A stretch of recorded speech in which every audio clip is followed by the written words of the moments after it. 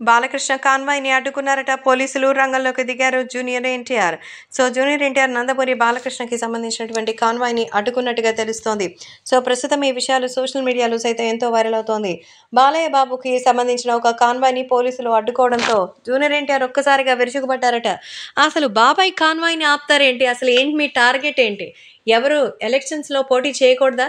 ప్రచారాలు చేసుకోకూడదా? మీ పార్టీలు మాత్రం అడ్వర్టైజ్‌మెంట్‌లు చేసుకొని అటు క్రియేటివ్ టీమ్‌ని అలాగే అంతే కాకుండా డిజిటల్ మీడియానే కాకుండా ఇక సినిమాల రూపంలో కూడా ప్రచారం చేసుకొని ఇంటింటికి డబ్బులు పంచిపెట్టి మరి మీరు బలవంతంగా స్టేజ్‌లకి, మీటింగులకి డబ్బులిచ్చి పిలిపించుకొచ్చి బస్సుల్లో తరలించి ఇవంతా ఏ అరాచకం నాకైతే అర్థం కావడం లేదని మరి చూస్తూ ఉంటే పోనీలే అని అనుకుంటూ ఉంటే ఇలాంటి సైలెంట్ చేయకుండా పనులు చేస్తే మాత్రం మరి అస్సలు మర్యాదగా ఉండదని అసలు ఏం న్యాయం నాకైతే అర్థం కావడం లేదు.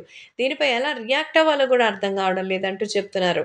అంతేకానా మరి ఇప్పుడు ఉన్నటువంటి ఈ సందర్భంలో అందరూ కూడా కలిసికట్టుగా ఉండాలి. ఏదైనా సమస్య ఉంటే కలిసి సాల్వ్ చేసుకోవాలి.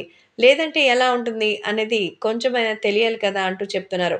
కాబట్టే ఇప్పుడు నందమూరి బాలకృష్ణ గురించి మాత్రం జూనియర్ ఎన్టీఆర్ ఒక్కసారిగా బర్స్ట్ అయిపోయారు. ప్రచారానికొస్తే రాళ్లతో కొడతారా? పోలీసులు కూడా ఇలాంటి దౌర్జన్యాలు చేయడం నిజంగా చాలా బాధ అనిపిస్తోంది.